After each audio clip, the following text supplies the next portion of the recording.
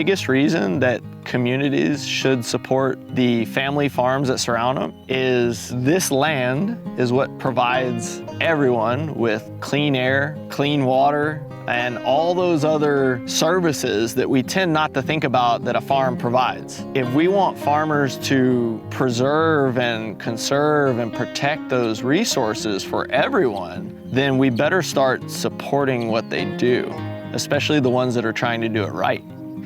I'm Travis Krause. I co-own Parker Creek Ranch with my wife, Mandy. This land that we farm on has been in my family since 1846. I am 7th generation on this property. My family has farmed for generations, but I never thought I would have been a farmer myself. Travis and I met in 2007 when we were both studying to become wildlife biologists, and got married in 2012, but started this business in 2010. But our real goal at Parker Creek Ranch is, number one, heal the land. Number two, I would say produce really nutritious products for our community. And that number three goes kind of hand in hand with number two, which is community, and that's building community around our property here. We produce primarily pastured egg-laying hens and grass-fed beef. Max, what do you want? You want a chicken? I don't know. So this is our Bermuda grass field where we raise our laying hens. And we have about 800 birds in this group with 2 portable shelters behind me. Travis designed our chicken tractors. We have 3 portable eggmobiles which shelter and house our chickens. What makes this system really unique is that the shelters are portable.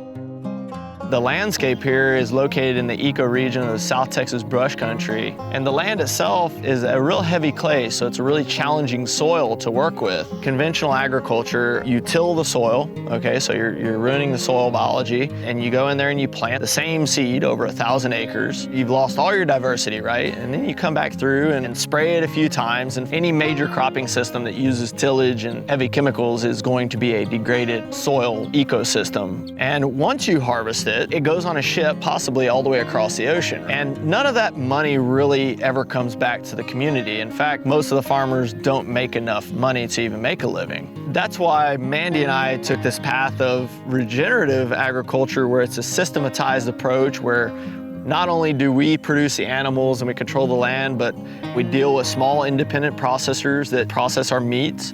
We go pick it up directly from them, store it in cold storage. We pack it into a box, sell it on our e-commerce site, and deliver it directly to people's doorstep. It's this feedback loop, and that money that they give us, we put right back into the same very piece of land to make it better, not just for us, but for the next generation, so it continues to produce good, nutritious products for our customers.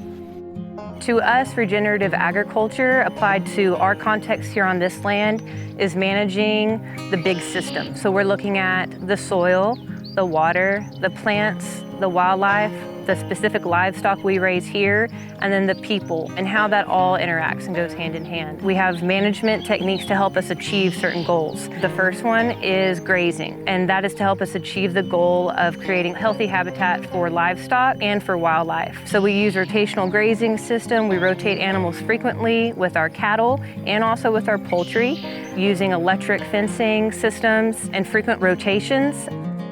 Another tool that we use out here is our subsoiling, and that is to help us break our hard pan soils to reduce soil compaction and increase infiltration. Subsoiling is very beneficial to capture and store the rain. Our greatest limiting factor that we have out here on this land is the lack of rainfall. When you don't have the rainfall, how are we going to produce grass-finished beef? Well, that's storing and capturing the water when we do get it. It doesn't solve all of our problems. Water is still a huge issue. If we're in a bad state, you have to sell the animals in order to make sure we're taking care of our land or move them to another property.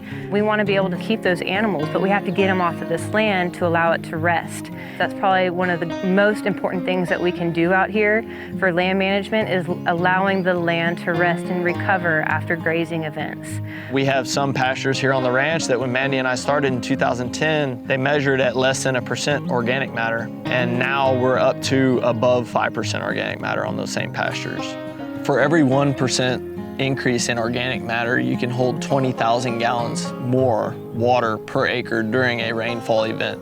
So going from 1% to 5%, a 4% increase, is an increased capacity on the landscape of 80,000 gallons of water per acre that can be stored in that soil for the plants to use during those dry periods.